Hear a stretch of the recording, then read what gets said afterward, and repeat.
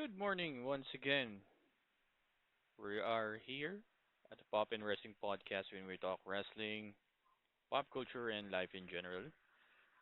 You're with me, Coach 23, in this beautiful and cloudy Tuesday morning.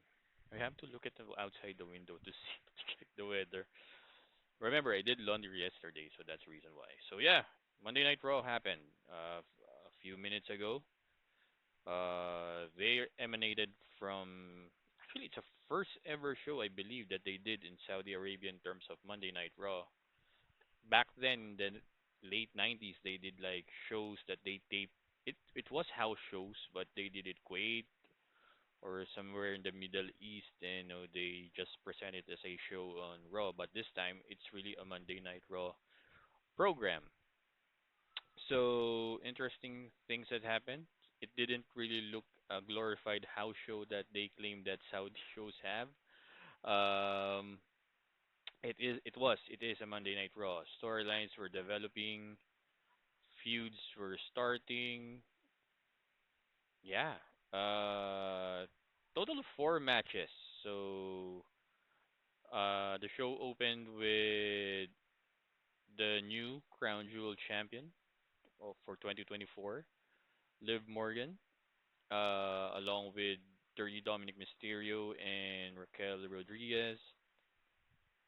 Of course, she bragged that she won, that she's the first ever champion, whatnot. She's the greatest women's world champion. Then came out uh, Jade Cargill and Bianca Belair, the WWE Tag Team Women's Tag Team Champions, confronted them. They were like in almost in a fight, but Adam Pearce, said no, it will not happen right now or today or whatnot. And Liv will defend the Women's World Championship in a later date against the winner of the Battle Royale that followed, which was the first match of the evening for a lot of women. So, um, storyline that progresses during that Battle Royal was, Raquel and Liv Morgan interfered and eliminated both Jade Cargill and Bianca Belair. So I guess there will be a feud between them. I mean, Liv Morgan was starting, to create tension between Jade Cargill and Bianca Belair, who's really, the better wrestler between the two of them. So who knows? They will have a possible match within the near future. I can see it. Of course, the all road goes to there. We don't know. Maybe it's possible WrestleMania match between Belair and Cargill. But yeah, but I think it's right now they are feuding. Raquel and Liv are going to feud with Bianca and Jade, possibly for the women's tag team championship. Since Rhea Ripley's kind of sidelined with an orbital bone injury. But the thing is, after the match, Io Sky won, so she have a future match. She has a future match, title match against Liv Morgan for the women's world championship. Then a lot of things happened. There was some comedy skit between R-Truth, of course. R-Truth is always a comedic wrestler, so he was confronted by Pete Dunne. Don't call him Butch. Then he confronted Damian Priest. He apologized for kicking Priest out of the Judgment Day and wishing him luck in his fatal five way. Then, of course, he also confronted Chad Gable, which was, I believe, the line of the night. Oh my God, Kurt Angle shrunk. And it was pretty funny. Arthur really cracks me up. A lot of things happened. Tension build between the New Day, Kofi Kingston and Xavier Woods. And they were like spatting in on a backstage segment, but was abruptly cut by Uncle Howdy abducting the Miz. Uh, and Miz was like, "Yeah, you are supposed to fight the Final Testament," and then Uncle Howdy said, "No, it's not the Final Testament that we want. It was you." Because there's a history about the Miz and Bo Dallas when Bo Dallas was still part of the Mr. Raj with him and Curtis Axel during I believe 2016. So they were lackeys by the Miz, and right now Uncle Howdy is, Bo Dallas is Uncle Howdy, the leader of Wyatt Six. And I don't know what the things with the Wyatt Six. It's predictable to see who will they at possibly feud next. But the good thing about the unpredictability of the Wyatt Six is you don't know when or how are they going to execute the said feud or program. Like with the Miz, I thought it's the Final Testament, but the thing is, I think Miz has like an agreement with the Final Testament to help him out against the White Six, which is I think we'll still see happen. And I think the Final Testament, Karen Cross and AOP, they're perfect match up against the Wyatt Six, Uncle Howdy, Joe Gacy, Dexter Loomis, and Eric Rowan. It's not an even. I won't say it's an even match. It's a perfect matchup for them. If there's such thing as a perfect thing. And following up matchup was a tag team match between the New Day, Xavier Woods and Kofi Kingston against the War Raiders, and tension still built between this. I don't know which trajectory of the storyline of the New Day will happen. Uh, as mentioned by Michael Cole and Corey Graves during the commentary, Big E said at the post show that the New Day has no leader. It's not Kofi, it's not Xavier Wood, it's not him. They're on equal footing. So he doesn't know why our Kofi and Xavier Woods are like, yeah, you're the quarterback this week. Tomorrow tomorrow next week you are. Uh, there is also a heavily rumored that their contract, I don't know if it's true, it's just an internet rumor, that their contract is up within the next month or the next few months. All of them, Big E, Kofi, and Xavier Woods, will be free agent according to that internet rumor. I don't know. Um, I hope they remain in WWE. And I know the New Day kinda extended their welcome as a tag team, as a group or whatnot. My God, the belt of my wrestling toys almost was broken. I have to fix this later. It's a belt, IC title belt. There. So and it's being held by Umaga. We're going off the rails again. So yeah, hopefully they remains. Rumors of the split is being rampant because of Xavier Woods character or personality that he's doing and whatnot. But the thing is, I think if Big E steps up, a split will not happen. I know they extended their work on being positivity, and now they're like, there's nothing positive that's happening with them. So we really don't know. Again, the unpredictability of the Paul Levesque booking is, it could go either way in terms that we can use. But who knows, right? And eventually, the matchup they lost to the War Raiders, the returning War Raiders. War Raiders still scheduled to face the World Tag Team Champions Finn Balor and JD McDonough in the future. I don't know when. They haven't really discussed it or booked that match yet. But of course, it will happen, and possibly they will retain since the Judgment Day hasn't really been focused on defending the titles and might happen soon. Next matchup was actually not match, a segment. It was the Usos, Jimmy and Jay, and Sami Zayn. Sami Zayn defending himself of why he did come to Crown Jewel. According to him, is that he was just there to help out Jay because he's looking out for Jay Uso and because they're buddies. And Jay Uso came out. He said that he was wrong, that he should trust Sammy because Sammy is a good guy and whatnot. And he apologized, said, "Yeah, you are family." Then Jimmy came out, said, "No, he's not family." And crowd was a bit hot for this one. I like this Raw crowd for Saudi compared to the Crown Jewel crowd. They were a bit live and they were chanting Sammy Uso. Remember, Sammy is in Syrian descent. He's part Syrian, and he's in Saudi. I guess political progress in Saudi. I'm not promoting Saudi whatsoever. I don't know what's going on there. But before Saudi was like, a closed country, and now they're really, really open with, dealing with a lot of people, a lot of countries. Syria is one of them, and that's why Sami Zayn is in Saudi for a couple of, Saudi shows. It's progress indeed, and I don't want to talk about politics and whatnot. Maybe soon, if ever that we're going to discuss it. Um, no country is perfect.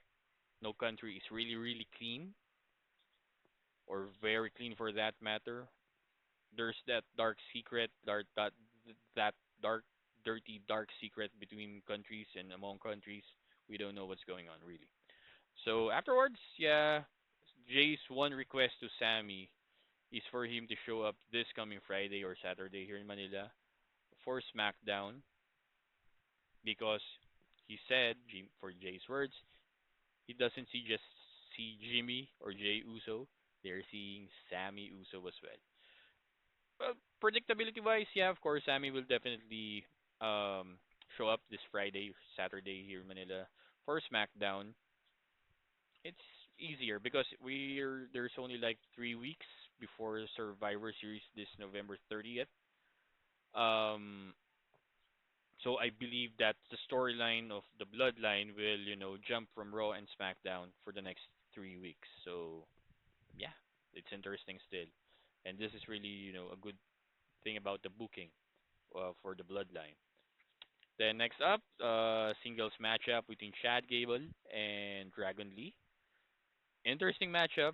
I like the matchup. I like how hard hitting the matchup or that backdrop from the ring apron to the outside the ring was really, really scary.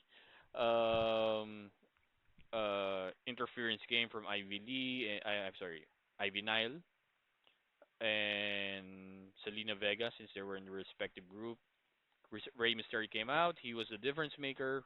Chad Gable tried to remove his mask, then Rey Mysterio kicked him in the head, and Dragon Lee hit his finisher, Operation Dragger, which is Solina del Sol version from Kalisto, former luchador for WWE, and he executed it in Chad Gable, and he won.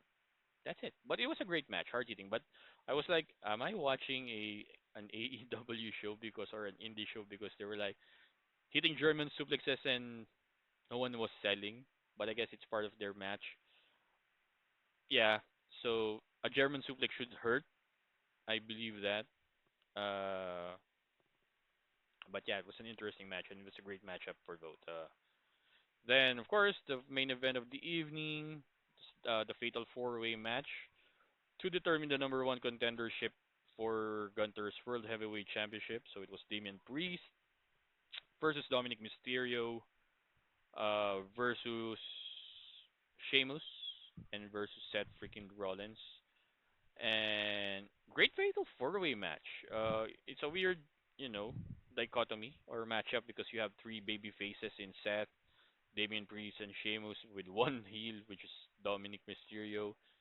If I was the booker, like yeah, I'll be booking Dominic Mysterio to win because he's like the only heel among baby faces.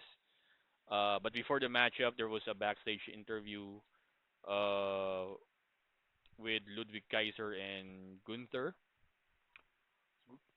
Ludwig Kaiser was angry that they were asking questions about Gunther losing to Cody Rhodes, and Gunther interjects, "No, that's fine. That Cody won. He's a serving champion. They have to be better." And Ludwig gave this face of like a heel face with Gunther's like baby face mode.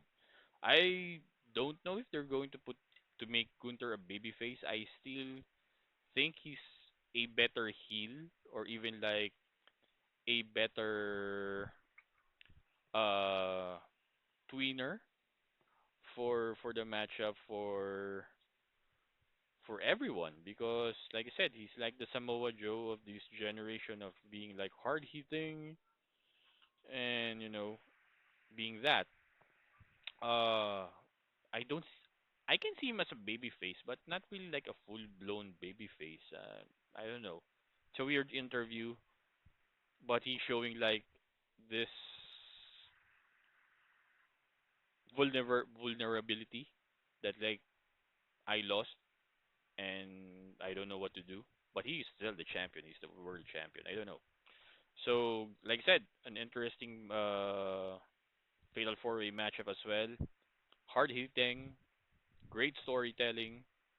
Uh, Latter part of the match, Big Bronson Reed interfered and you know attacked Damian Priest. He attacked Sheamus. He he hit the tsunami on both Damian Priest and Sheamus, hitting Seth Rollins with the tsunami on the table.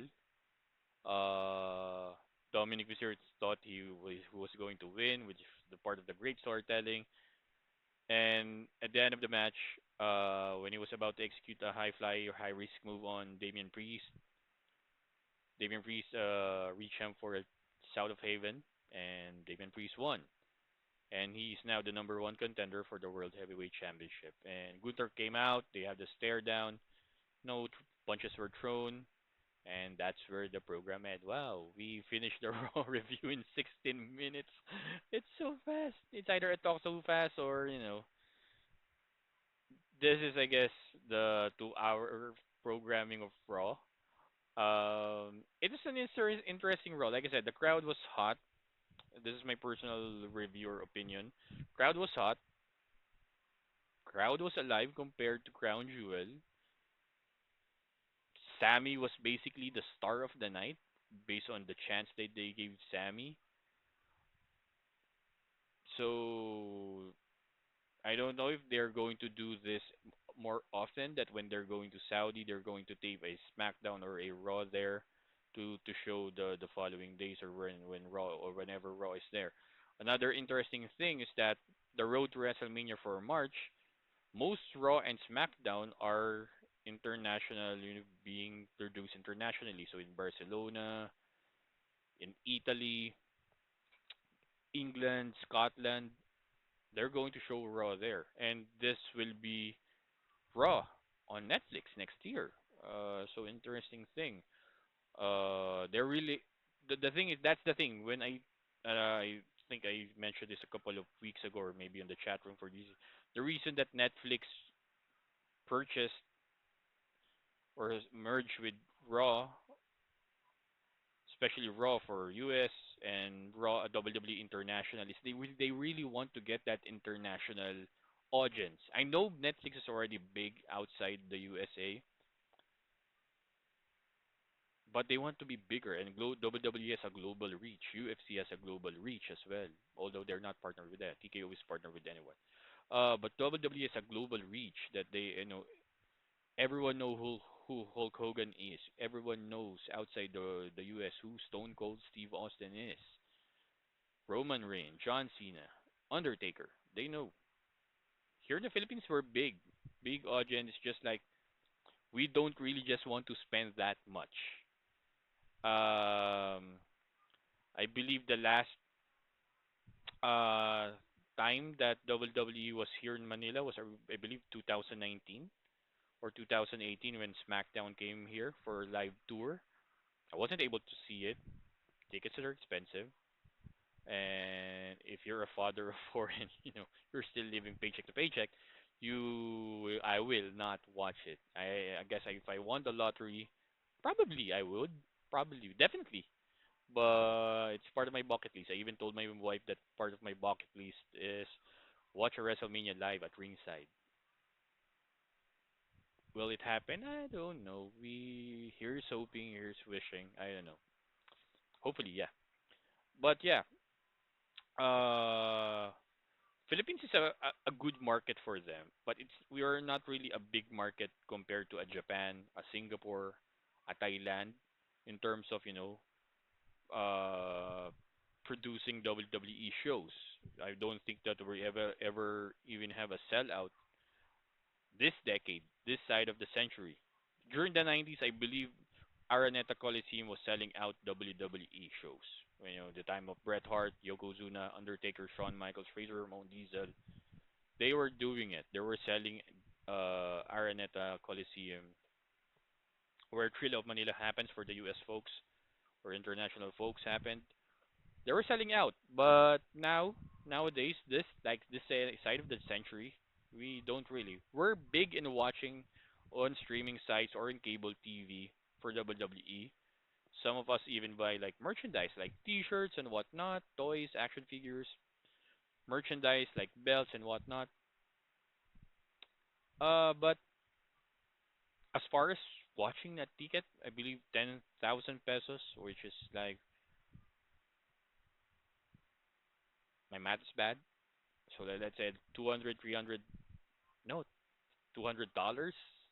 So that's 10,000 pesos here in Manila. I don't know how the ticket price, but back then it was then. I believe in 2006 or 7 when WWE was here, ticket price was right around, yeah, 10 to 15,000. That's 200, $300 in the US. Uh, but most of Filipinos are not really willing to shell out unless you're a millionaire, your own business.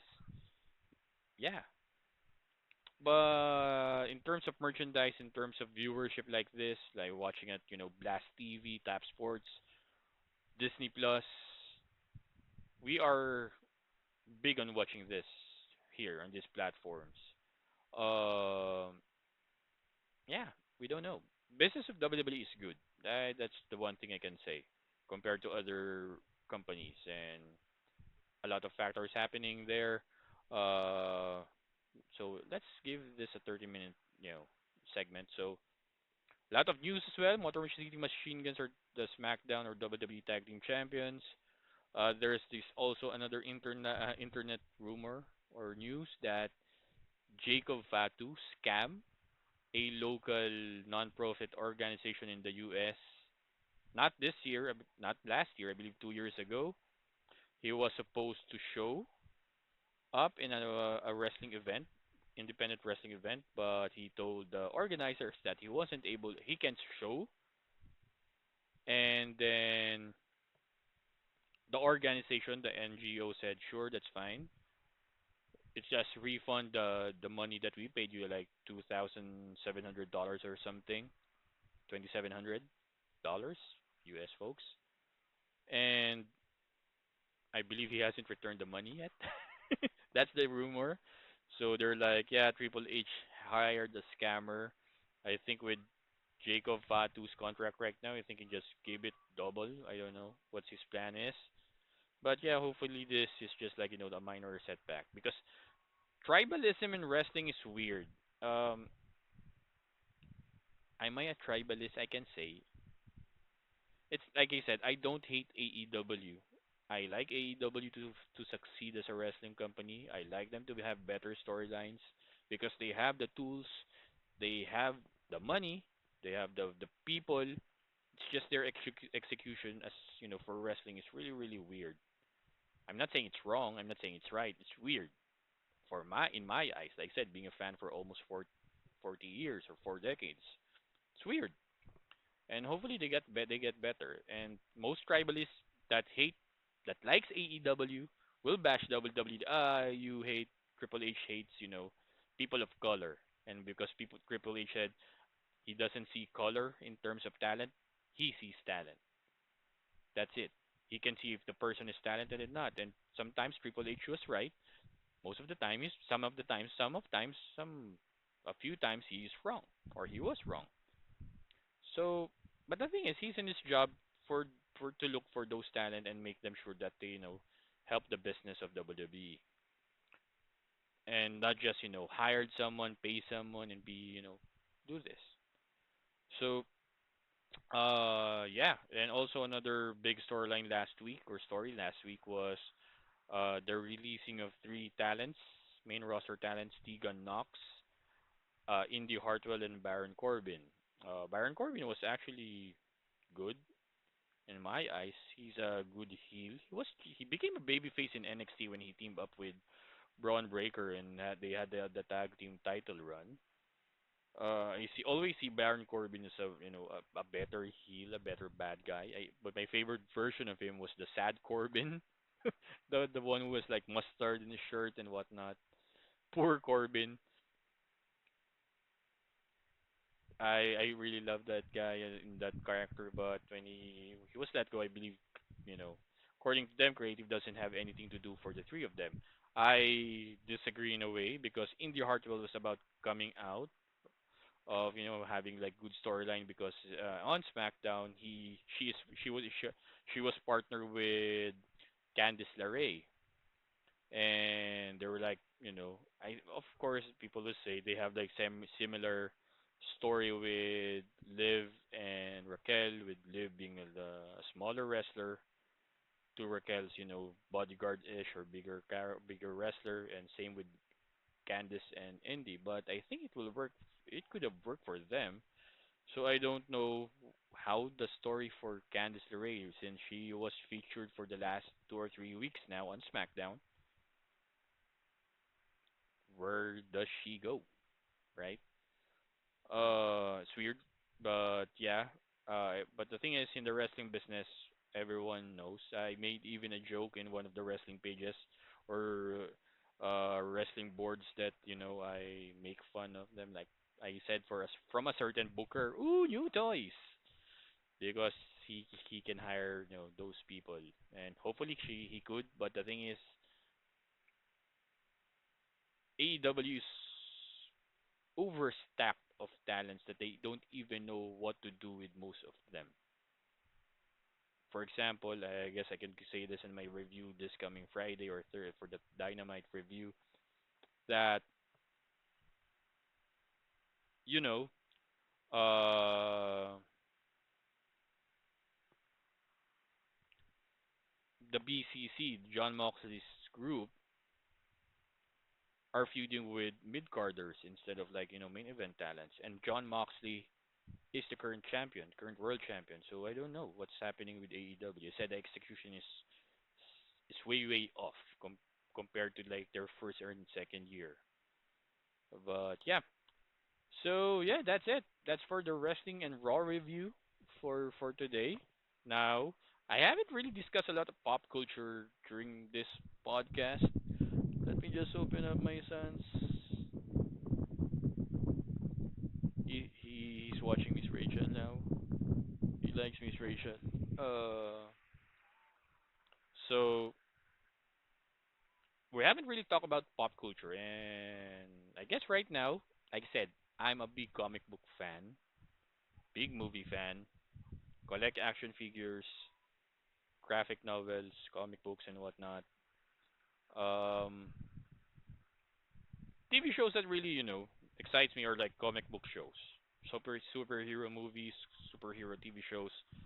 Because, like I said, born in the 80s, raised in the 80s and 90s, one of my wishes or hope as a kid is, to see superheroes in live action. Because yeah, we can see them, we can read them in comic books, we can see them in, cartoons and what and those other programming, but we don't really see them, in live action. X-Men, Blade came in, and Spider-Man came in. Tobey Maguire, Spider-Man came out during the 90s, and now here we are. Uh, we're going to tackle the TV aspect of the pop culture for superhero movie or TV shows. So I'm going to tackle, because there's a little bit for the comic book fandom. There's a little bit of controversy when Stephen Amell, he was Green Arrow in the Arrow TV show in the Arrowverse. He was interviewed by Chris Van Vliet uh, a couple of weeks or a month ago, and he created a buzz in the comic book fandom of he hated John Cena for John Cena making fun of the Arrowverse and the Peacemaker TV show. But he said, "Yeah, I like John. John is a good guy." But so it's all about. I know he knows because he knew that James Gunn was the writer and director of. Give me 1 second, guys. Yeah, sorry about that. Thought someone was knocking on the door. I was waiting for a package. So yeah. Uh, So he made a fuss that and it's James Gunn's words, of making fun of the Arrowverse, and he said that in the interview for with Insight with Chris CVV, he said that at the time of the Snyderverse, most comic book fans are not talking about the Snyderverse, but most people are talking about the Arrowverse, for CW. And I'm a fan of both. I'm a fan of the Snyderverse. I'm of course I'll be a fan of James Gunn's DCU. I'm a fan of the Arrowverse. I was a fan of Smallville at the time as well, and that Smallville was the precursor to the Arrowverse. After Smallville ended after 10 seasons, and then it's the Arrowverse. And he was correct.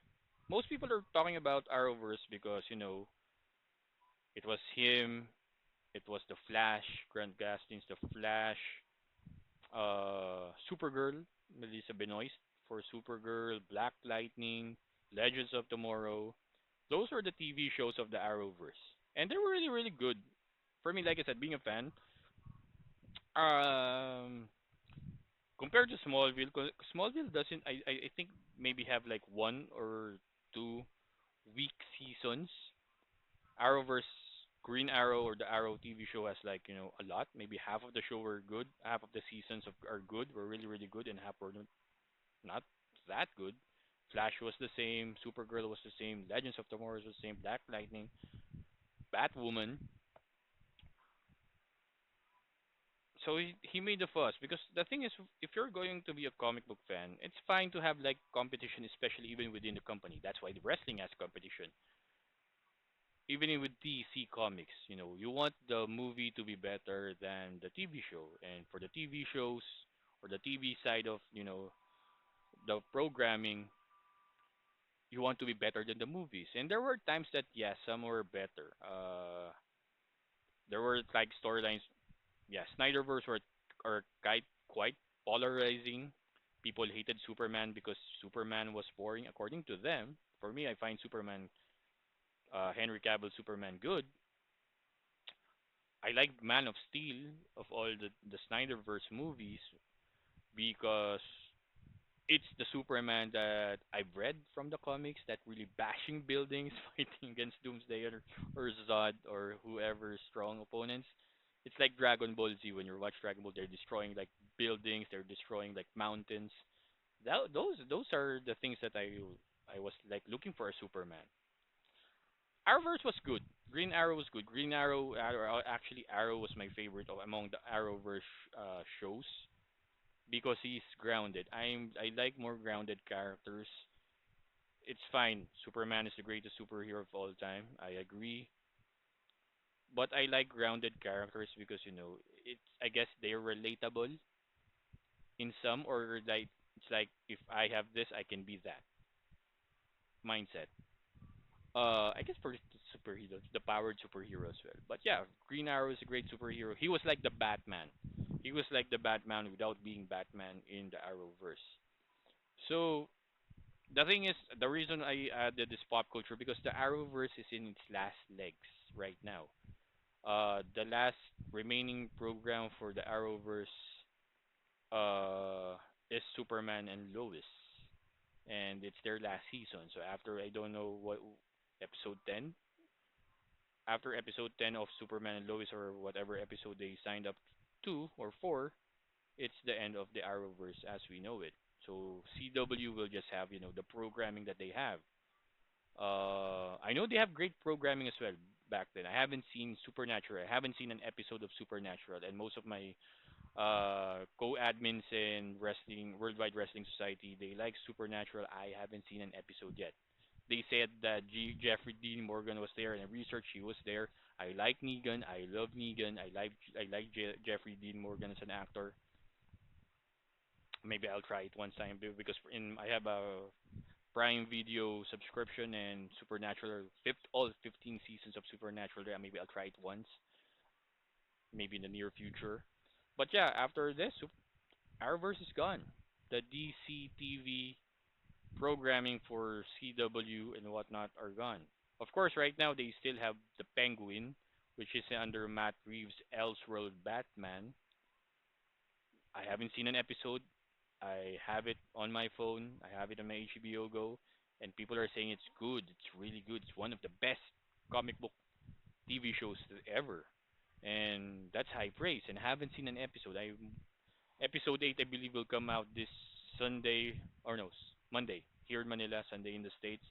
And after all, I probably binge watch it. Same with Marvel. You know, the Daredevil TV show is my favorite of all time, followed by The Punisher. Because I like grounded heroes. So yeah, it's sad to be for if you're a comic book fan or part of the comic book fandom. It's sad if the thing for TV shows for live action will end. Especially for Arrowverse. It's part of my decade right now. This part of the decade. It's part of it. After Smallville ended, I'm like, yeah, there's no more superhero. Then Arrow came out and really got, oh, this is a good show. It was really a good show. Season one, season two, season five were the best. I guess season three as well. No, season eight. So my favorite seasons were one, two, five, and eight. And yeah, it's sad that they'll be ending. My hats off to them, to the entire production of Arrow or the Arrowverse. Greg Berlanti, those producers, Greg Berlanti, Mark Guggenheim, when they started. Uh, Congrats for like a decade of great programming for me as a comic book fan, and thank you for the wonderful showing, the wonderful programming. Sad to see you guys go, but people evolve, people develop. Hopefully, in the near future, they'll be back. You guys will be back there, producing. And I'm still looking forward. I mean, I'm a fan of Stephen Amell. I like him as Casey Jones in Out of the Shadows, Teenage Mutant Ninja Turtles 2 Out of the Shadows. Like him in Heels, and I think he'll kick ass in, Suits LA. That's coming out, I believe, next year. Because I'm a fan of Suits now as well. But yeah, thank you for the memories.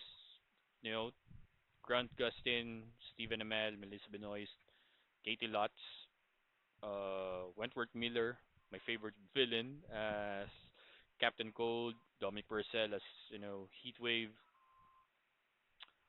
Cisco Ramon, Carlos Fernandez, I believe. What's his name? Carlos. Uh, One of my crushes. Sorry. Uh, Daniel Panabaker. Thank you for the wonderful memories and giving us fans uh an opportunity of a lifetime to watch your shows. And like I said, it's time to develop, it's time to grow up, and it's time to see new frontiers. And if next year Peacemaker will come out, I believe in the movie Superman will come out, or later this year, later this December, Creatures Commando on HBO Max will come out.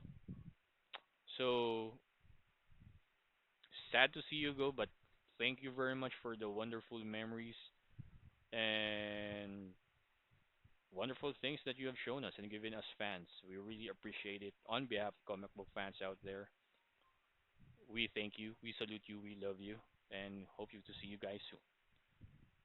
So that's the end of our uh normal episode. So this is episode 12 for the raw review and talking about pop culture, Arrowverse stuff. This will be our shorter episode. Wow. But afterwards, I will be having a bonus episode. I don't know how long that bonus episode will be. Um, but it will talk about life in general there, maybe more in depth about life in general. So yeah, stay tuned for that for the bonus episode for today. Thank you guys. This is Coach 23 signing off. I'm sorry for the Pop and Wrestling podcast where we talk wrestling, pop culture, and life in general. Thank you guys. See you guys tomorrow.